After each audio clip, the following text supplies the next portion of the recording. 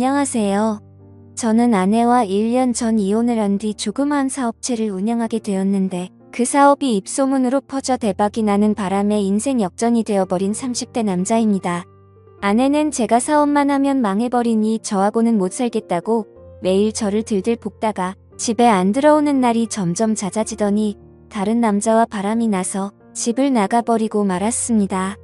바람기 많은 여자인데다가 제가 힘들어할 때 곁에 있어주지 않으니 아내와 평생을 함께하기 힘들다는 생각을 하고 있었을 때쯤 집을 나간 아내는 이혼 서류를 등기로 보냈더군요. 그렇게 아무 말도 없이 이혼 서류만 보냈길래 어이가 없었지만 그 서류에 도장을 찍어주고 아내와 허무하게 이혼을 하게 되었습니다.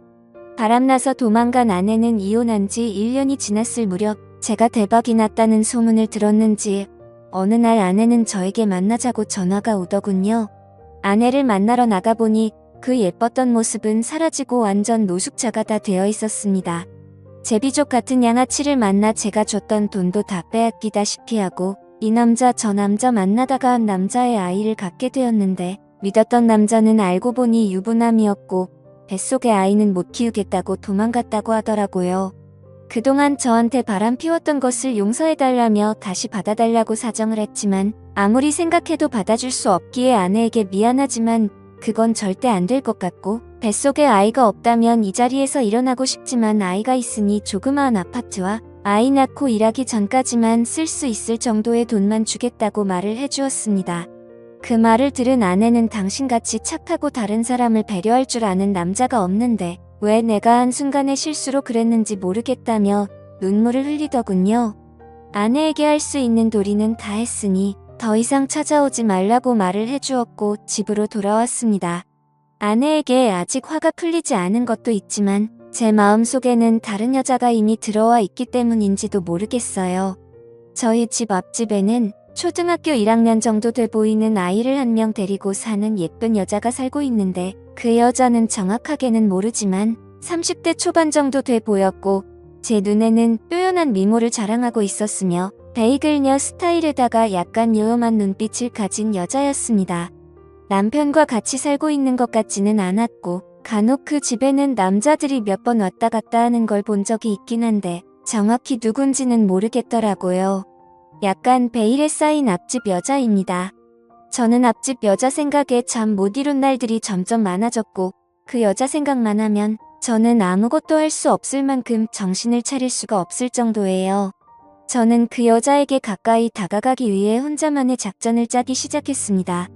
최대한 그 여자와 자주 마주치기 위해 앞집 여자가 자주 나오는 시간을 체크해두기 시작했고 아이가 등하원 할 때 학원 갈 때 매일 그렇게 나오는 시간이 5번 정도 되는 것 같았어요. 일부러 앞집 여자와 마주치기 위해 그 시간에 딱 맞춰서 집을 나와 인사를 하였고 쓰레기 버릴 때는 문 여는 소리가 들리는 걸 확인한 다음 자연스럽게 나와 무거워 보인다며 들어주기도 하며 살짝 손을 스치기도 했습니다. 한 달 정도 통기를 내보니 앞집 여자와 100번 정도 마주치게 되었고 요만 앞집 여자는 제 작전을 눈치챈 듯 은근슬쩍 저를 보며 그걸 즐기는 것 같았어요. 앞집 여자는 잘생기고 친절한 제 모습에 조금씩 반응을 보이기 시작했고 어느 날 저에게 저기 제가 착각한 거라면 죄송한데 아무리 봐도 일부러 저 나올 때 맞춰서 나오시는 것 같은데 맞죠? 예전에는 여기 사람이 사는 게 맞나 싶을 정도로 얼굴 뵙기 힘들었는데 요 근래에는 아들 등하원 시간도 그렇고 지금도 이렇게 제가 나올 때마다 얼굴도 좀 콕콕 찍으시잖아요. 일부러 저 나오는 시간에 맞춰서 나오시는 거죠? 그쵸? 라고 말을 하는 겁니다. 정말 부끄럽고 창피해서 얼굴이 화끈거리더군요. 어차피 들킨 거 저는 더 이상 숨길 필요가 없다는 생각이 들었고 아내 너무 예쁘셔서 친해지고 싶었어요. 그러다 보면 연락처도 주고받을 수 있을 테고 왠지 저랑 이야기 코드가 잘 맞을 것 같아서 친해지다 보면 술 친구도 할 수 있고 하고 말을 해주었습니다. 그 여자는 웃으면서 본인은 눈이 높은 여자라서 아무하고 안 만나는 데다가 말도 잘 안 섞는데 제 얼굴이 잘생긴 편이고 거짓말도 안 하고 솔직하게 말해줘서 재미있다며 저에 대해 더 알아보고 싶다고 하는 겁니다. 웃는 모습은 처음 봐서인지 너무 예뻐 보였고 저도 모르게 넋을 놓고 쳐다보고 말았습니다. 다시 정신 차리고 이름을 물어보았고 턱 빠지겠어요. 앙 하고 담으세요. 저 원래 제 이름 다른 사람들한테 잘 안 알려주는데 김미라예요. 왠지 저보다는 나이가 많으신 것 같은데 편하게 지낼 거면 오빠라고 불러도 되죠? 하고 거침없이 저에게 말을 했습니다. 얼굴도 예쁜데 성격도 시원시원해서 좋더군요. 저 역시 강민준이라는 이름을 알려주었는데 갑자기 미라 씨는 제 손에 있던 핸드폰을 가져가더니 자기 번호를 저장하는 겁니다. 그러면서 몰래 훔쳐보지 말고 당당하게 연락하고 싶으면 연락하라고 말을 해주었고 거침없는 미라 씨의 말 한마디에 제 심장은 혼자 마구 뛰고 있었습니다. 미라 씨는 연락처도 주고받았으니 기념으로 술 한잔하자면서 집에 같이 사는 사람 있냐고 물어보았고 1년 전에 이혼하고 혼자 산다고 말을 하니 밤 10시 넘어서 아이 재우고 저희 집으로 올 테니 술상을 준비해달라고 말을 하더라고요. 예상치도 못했던 속전속결의 전개라 당황하긴 했지만 한편으로는 너무 좋아서 미치는 줄 알았어요. 그렇게 도도해 보이고 무뚝뚝해 보였던 미라 씨가 이렇게 쉽게 나에게 넘어오다니 제가 여자를 꼬시는 능력이 있긴 있나 봅니다. 집으로 들어와 떨리는 마음을 진정시켰지만 미라 씨가 오기로 한 그 시간까지는 아무 일도 할 수 없었고 오직 앞진 여자 김미라 생각뿐이었습니다. 저는 속으로 이게 사랑인가? 아니면 그 여자를 갖고 싶은 욕망일까? 미라 씨를 오늘 내 여자로 만들 수 있을까? 아니야. 너무 급하게 다가가면 오히려 역효과 날 수 있어. 오늘은 술만 마시고 일주일 뒤에 아니면 한 달 후 하며 온갖 상상을 다 했습니다. 빨리 먹은 음식에 취한다고 일단 한 달 후로 디데이를 잡고 차근차근 단계를 밟아가기로 생각했습니다. 하지만 남녀관계가 계획을 세운다고 그 계획대로 되는 건 아니잖아요. 미라 씨가 먼저 요구하면 저도 못 참고 어쩔 수 없이 그때 마음 가는 대로 하기로 생각하고 저 혼자 미라 씨를 생각하며 설레고 있었습니다. 미라 씨도 내 생각을 하고 있진 않을까 하는 생각이 들었고 저는 확인하고 싶은 마음에 미라 씨에게 전화를 걸어버리고 말았습니다. 미라 씨는 바로 전화를 받았고 상냥하고 애교 섞인 목소리로 어머 오빠 이따 만날 건데 뭐가 그리 급하다고 연락처 준 지 얼마 되지도 않았는데 전화하는 거예요. 안 그래도 몇 시간 후에 오빠 만날 생각에 설레고 있었거든요. 오빠도 내 생각하고 있었나 봐. 오빠 목소리가 이미 들떠 있어서 다 티나요. 거짓말 못하는 성격이죠. 얼굴은 되게 남자다운데 성격은 되게 귀엽네요. 늦지 않게 갈 테니 기다리세요. 라는 말을 시작으로 10분 정도 대화를 하고 전화를 끊었습니다. 목소리만 들어도 이렇게 떨리는데 막상 만나면 저도 모르게 마음이 돌변할까봐 조심하고 또 조심하자는 생각이 들었고 혼자 사는 집이라 집이 너무 지저분해 보여 미라 씨를 맞이하기 위해 청소를 하며 정리를 하기 시작했습니다. 저는 미라 씨가 뭘 좋아하는지 몰라서 집에 있는 음식들과 모든 술을 다 꺼내 미라 씨와의 첫 만남을 기다리고 있었습니다. 밤 10시 20분쯤 현관 벨소리가 울렸고 저는 그 소리를 듣자마자 총알같이 달려나가 문을 열어주었는데 미라 씨를 보고 저도 모르게 깜짝 놀랐습니다. 평소 봐왔던 미라 씨가 아니더라고요. 검은색 짧은 원피스 차림이었는데 쭉 뻗은 각선미는 상상을 초월할 만큼 아름다웠고 평소에는 늘 헐렁한 바지를 입고 다녀서 몰랐는데 그렇게 예쁜 모습을 가진 여자인지는 몰랐거든요. 얼굴은 화장을 한 듯 안 한 듯 연하게 했는데 그 모습이 더 예뻤고 섹시하면서 지적이고 청순한 모습이었습니다.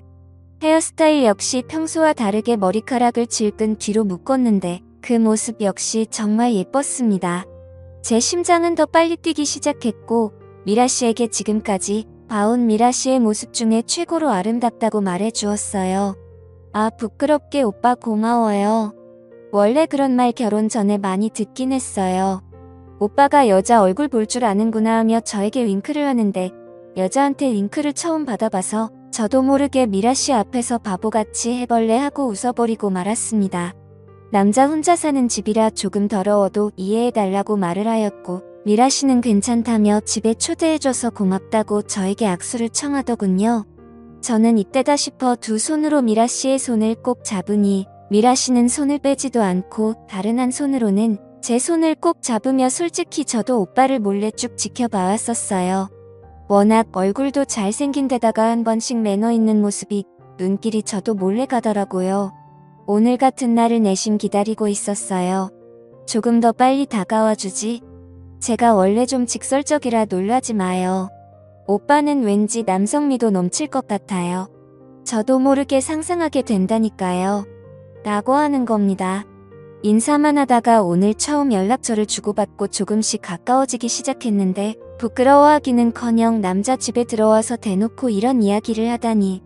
미라 씨는 정말 대담한 여자였습니다. 이렇게 대놓고 말하는 여자는 처음이네요. 뭐 솔직히 저는 제 능력이 좋다고 자부하긴 하지만 그건 상대마다 다르니까 미라 씨께서 직접 경험해봐야 알 수 있지 않을까요? 하고 맞받아 주었습니다. 아무렇지 않은 척 말하긴 했지만 여자가 이렇게 노골적으로 훅 들어온 건 처음이라 저도 모르게 이상한 상상을 하고 말았습니다.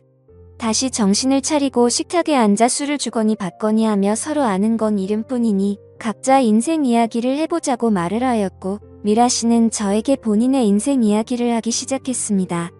현재 남편한테 받았던 위자료로 살고 있는데 쇼핑하는 걸 좋아하기 때문에 이혼하고 나서 그 많았던 돈은 2년 만에 바닥 나버렸다면서 아이를 키우려면 직장 생활을 해야 하는데 몇 군데 이력서를 냈지만 아무리 얼굴이 이뻐도 아줌마라고 받아주지 않는다면서 이제 곧 생활비가 바닥이 나기 전이라고 하더군요. 그 말을 듣자마자 술김에 무슨 용기가 났는지 저도 모르게 저는 30대 중반이 넘었고 현재 잘 나가는 사업가이며 1년 전에 이혼한 터라 먹여 살릴 처자식도 없어서 돈을 버는 족족 쌓기 바쁩니다. 죽을 때까지 놀고 먹어도 될 정도죠. 결혼을 하게 되면 자식들 노후 걱정까지 안 해도 되는 데다가 내가 좀 먹여 살릴 정도의 재산이 충분히 있는 남자입니다. 하고 말을 하였고 미라 씨는 와 이런 말하면 죄송하지만 정말 재수없네요. 그만한 돈 쓸 데 없으면 저한테 좀 쓰시면 안 돼요. 하고 말을 하며 가진 거라고는 아파트뿐이라서 돈을 쓰기 위해 집을 팔고 더 작은 아파트로 이사를 가려고 급매물로 내놨다고 하더군요. 그렇게 쓸쓸하게 말하는 미라 씨는 정말 안쓰러워 보였어요. 매일 아침마다 미라 씨를 봐왔지만 실제로는 이렇게 대화를 나눈 지 얼마 되지도 않았잖아요. 그런데 이상하게도 미라 씨와 저는 10년 이상을 만난 것 같은 연인 같았고 미라 씨는 화장실 간다고 일어날 때마다 요염하고 도발적인 모습에 제 이성은 끊어지기 일보 직전이었습니다. 저는 여자를 많이 만나봐왔지만 이런 적은 한 번도 없었던 터라 묘한 기분에 도저히 참을 수가 없어 손을 뻗어 미라 씨의 손을 잡아버리고 말았습니다. 미라 씨는 제 손을 뿌리치지 않았고 자연스럽게 서로의 마음을 확인하고 말았습니다. 하지만 왠지 첫 만남에서 이러면 안 되는 거라고 생각이 들었는지 미라 씨와 저는 더 이상의 선을 넘지 않고 술을 이어 마시기 시작했습니다. 미라 씨는 술이 정말 센 건지 분명 제법 마셨는데도 끄떡 안 하더군요. 아까 했던 이야기를 다시 이어하기 시작했고 미라 씨에게 그 아파트를 나에게 팔려고 했더니 어차피 팔려고 내놨으니 그렇게 하겠다고 했습니다. 그 아파트 나한테 팔고 어디로 갈 거야? 받은 곳 있어.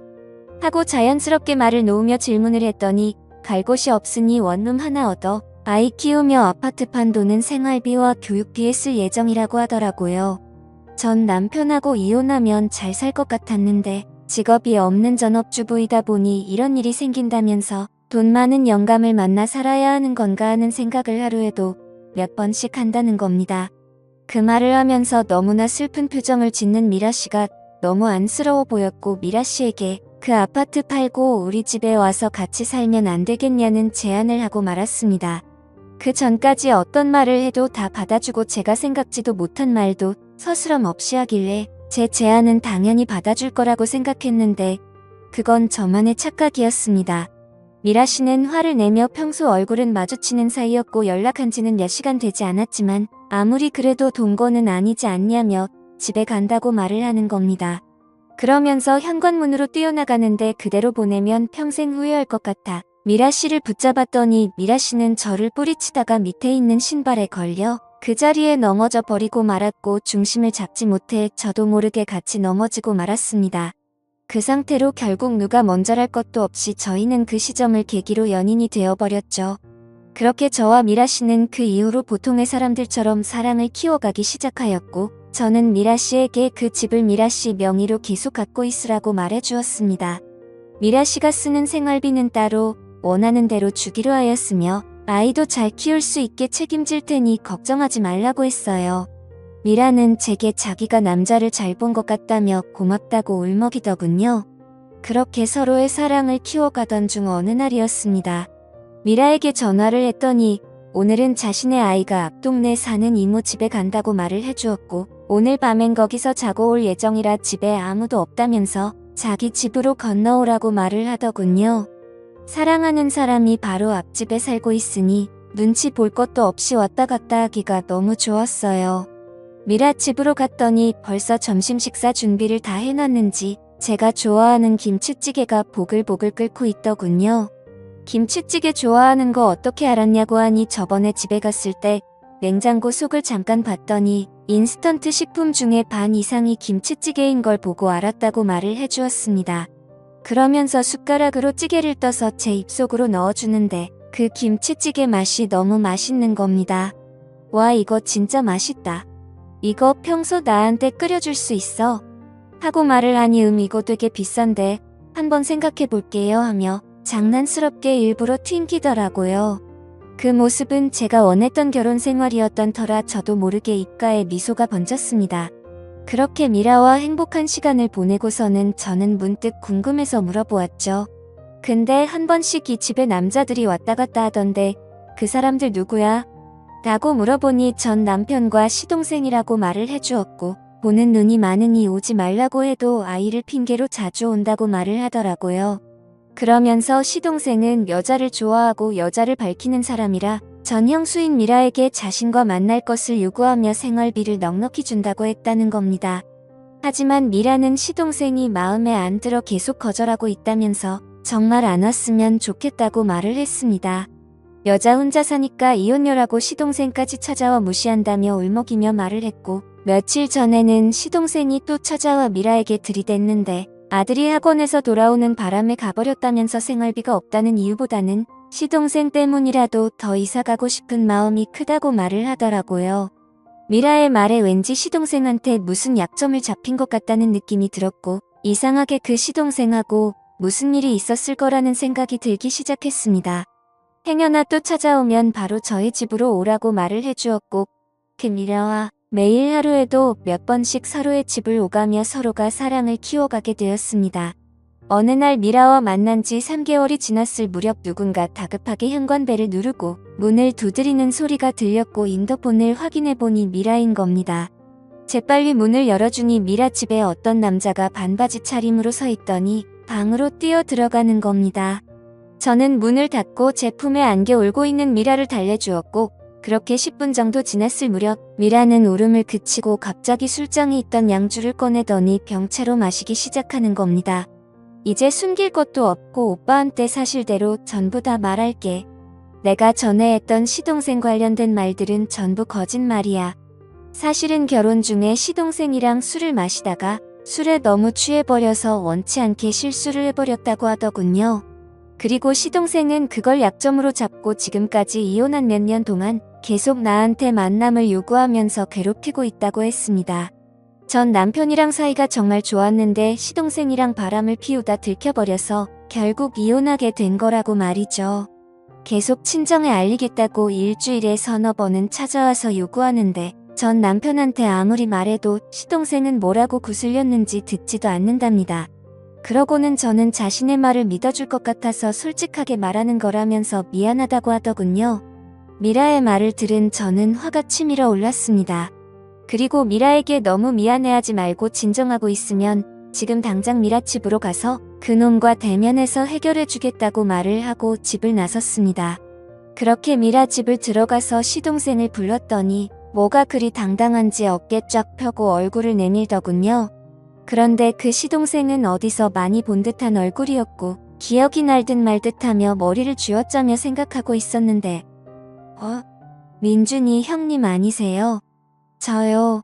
저 철민이 하고 저에게 인사를 건네는 겁니다. 알고 보니 중학교 후배였고 동문회에서 몇 번 봤던 여성인 겁니다. 저는 철민이에게 미라랑 2달 후에 결혼할 계획이니 이제 그만 네 형수 괴롭히지 말고 좋게 말할 때 주변에 얼쩡거리지도 말라고 말을 했습니다. 그러자 철민이는 형수도 좋아해서 그런 건 줄 알았다며 정말 죄송하다고 저에게 연신 사과를 하며 형수에게 사과하고 싶다고 말을 하더군요. 철민이는 미라를 보자마자 무릎을 꿇고 수없이 용서를 빌었고 뺨을 때리고 발길질을 하며 열심히 때릴 줄 알았던 미라는 동서와 아이랑 행복하게 잘 살라며 다시는 그런 나쁜 짓 하지 말라고 말을 하곤 철민이를 돌려보내더군요. 근데 뭔가 이렇게 말도 안 되게 후배를 갑작스럽게 만난 것도 이상하고 미라가 이렇게 아무렇지 않게 넘어가는 모습이 뭔가 석연치가 않았습니다. 이게 바로 며칠 전 일인데 뭔가 찜찜한 마음이 영가시질 않네요. 그 후배 녀석도 제가 사업에 성공했다란 건 잘 아는 상태였었거든요. 그래서 돈 때문에 혹시 의도적으로 접근한 건 아닌가 하는 생각이 듭니다. 제가 어떻게 하면 좋을까요? 미라를 믿고 지금처럼 결혼을 밀어붙여도 될지 고민이 되네요. 현명한 조언 댓글 부탁드립니다.